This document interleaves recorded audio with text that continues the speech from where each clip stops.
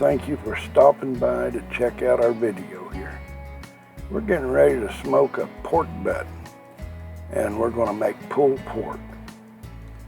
Hey, if you haven't subscribed, hit that subscribe button and hit that bell for future notifications. Hey, don't forget to hit that like button. That helps me out a lot. Well, we're going to start by trimming off a little bit of this fat. I'm not going to trim it all off. I want some of the juices and everything from this. So we'll get this trimmed up and we'll start putting some seasoning on this thing and get it ready for the smoker. Well, we apply a little bit of yellow mustard for a binder. Now, you won't taste the yellow mustard. It's just going to hold the seasoning on it, the rub that we apply to it. Well, I apologize for the shadows. I guess they come to help me today. Now the rub we'll be using is Atkins chicken and pork rub.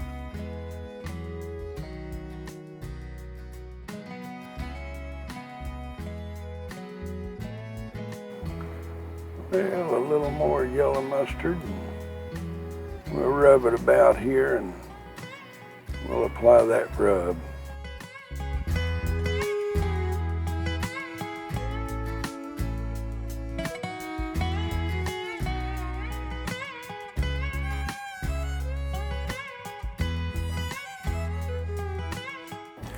Now we'll get this side covered with the rub and let it set here at room temperature for a while until I get the smoker ready and up. This will bring it up to temperature because it hadn't been out of the icebox very long. Haha, icebox, that's old school.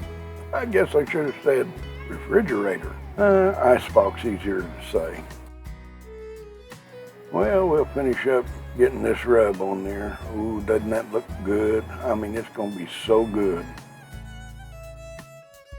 Well, we went out and fired up the smoker. It's coming up to temp. Won't be long. Look, the smoker rolling. And the pork butt is waiting. Hey, my sister-in-law got these for me. Summertime cocktails and backyard barbecues. Thanks, Shirley. She even crocheted a holder that I can attach to the cart. Okay, we got the pork butt in there, we got our temperature probe, and we'll be back when it stalls and it's time to wrap. Okay, we're at about 160 and we're going to wrap this thing up and put it back in the smoker. Set it up here on this tin foil. Start get it straightened up here just right. Now let's fold it and start wrapping it. This is the first layer of tin foil, and then we're going to come back with a second layer of tin foil. Now we use a good heavy-duty tin foil when we wrap these things. All right, I think it's time for that second piece of tin foil. There it is, right there, coming right up, just like you order it. Lay that in there. Now this is a little bit more, so I'm going to go over it and then come back with it. And then we will have it made, get it wrapped up real good. I don't want to turn it over or anything. I want the juices to be just like this right here, how it's wrapped, to go to the bottom here. And we'll set it back in there just like this. We get this set back in there, get the temperature probe back in there, and I'm going to take it to a temperature of 205 degrees. Well, I do believe this pork butt is ready to take out of the smoker. Take it inside and let it rest. We're right at 200, 203, and just depends on where you hit it.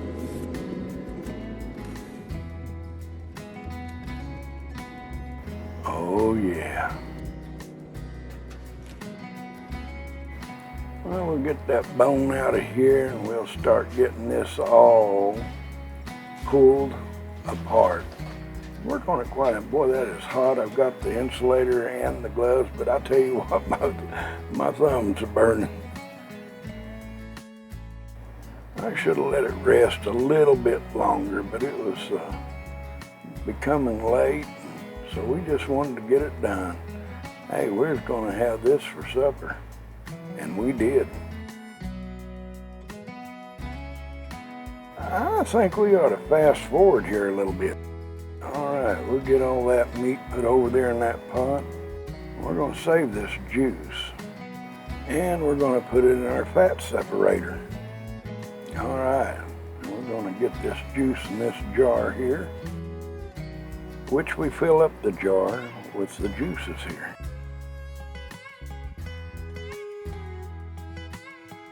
Now this is going to make some good broth for what we're going to do later, and that's can the leftovers. Well, I missed part of it, but still got a full jar.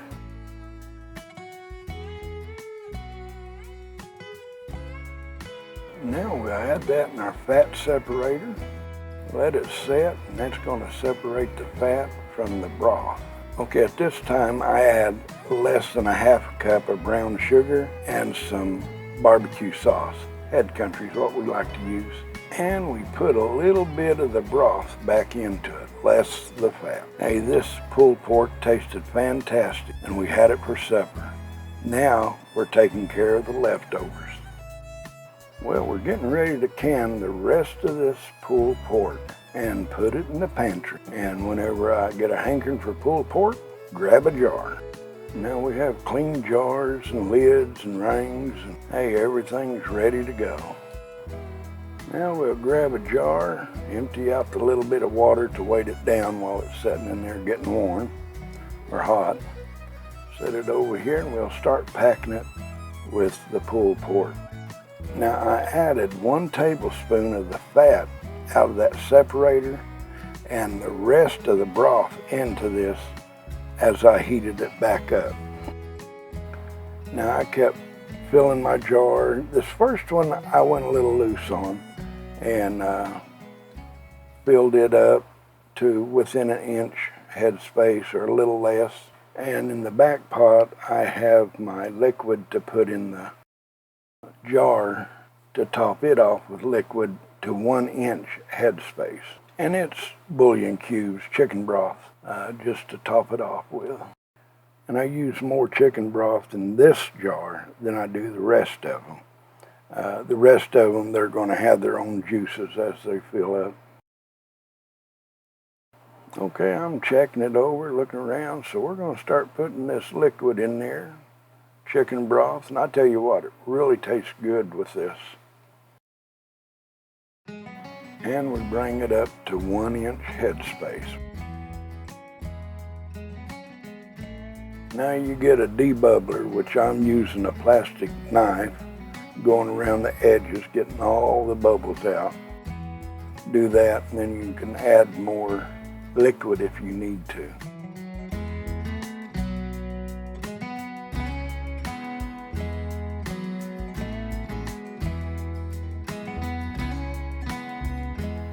Oh, no, it's not time for the lid. We gotta wipe the rim with some vinegar on a towel.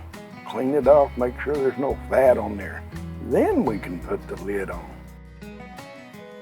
Put the lid on, then grab the ring, put it on there, and put it on there finger snug. And then get your jar tongs and place it over in the canner.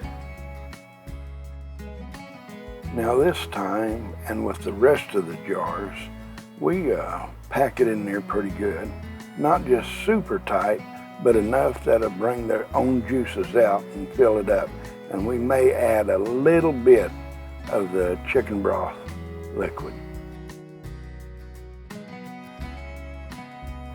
Now you notice as I push down, it's making its own juice, or juice coming out of it. Now we're going to put a little of the broth in there to top it off.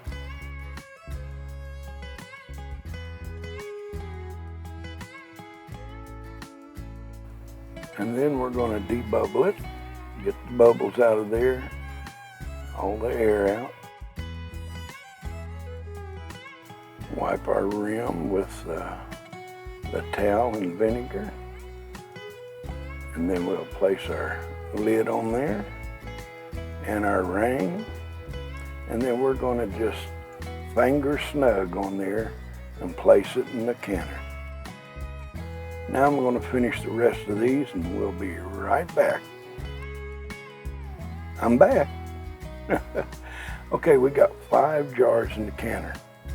Now we're going to place the lid on it, and then we're going to lock it in place here. Okay, before we go any farther, I'm just showing you what I did with my leftovers. I'm pressure canning them and putting them up. That way they'll last me a year and a half on the shelf. And when I want a jar, I just reach up and get it. They may last longer than that. What I'm saying, this is what I've done and have been doing with leftovers and other foods and vegetables I've canned, filling my pantry up. Hey, it's a great way to save money, but my recommendation is don't follow what I'm doing. Go by the National Center for Home Food Preservation website for directions on how to do this and follow the direction of the pressure canner you purchase or buy. They got a dial gauge and a weight gauge, and I use both of them. Now my canner came with just the dial gauge with a 15-pound weight on it for 15 pounds of pressure. But I ordered this adjustable weighted gauge because sometimes I'd rather use it than my dial gauge. But you can only use one or the other. You can't use them together. If you use the dial gauge, put the 15-pound pressure weight that came with it on the cockpit. If you're going to use the weighted gauge, use the one like I got on there now, and adjust it to your altitude. For my altitude, with a weighted gauge, 10 pounds of pressure. For a dial gauge, it's 11 pounds of pressure. But if you haven't done this, hey, get into it. I enjoy it. I love making things, pressure canning and putting up and saving money. And next month when I get a jar of that down, it's going to taste just like it did when I pulled it out of the smoker. It is good. Okay, that's the weighted gauge. And the other one, you can see pressure on it, but it's not quite up to 10 pounds yet. Or the other one would start rocking. I think it takes a little more by the dial gauge before to start rocking. But they're probably accurate with the weighted gauge. Now it's rocking. And so time's up.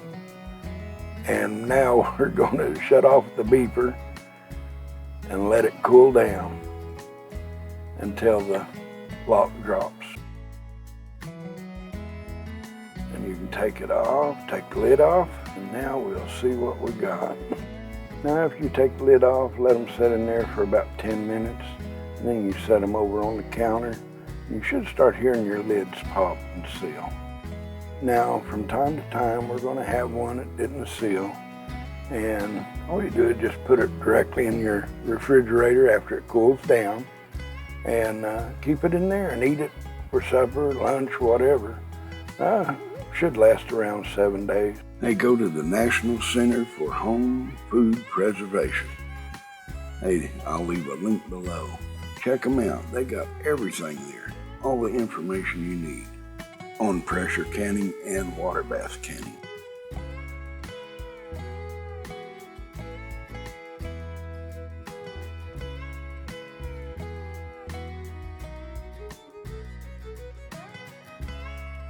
Hey, I want to thank each and every one for watching.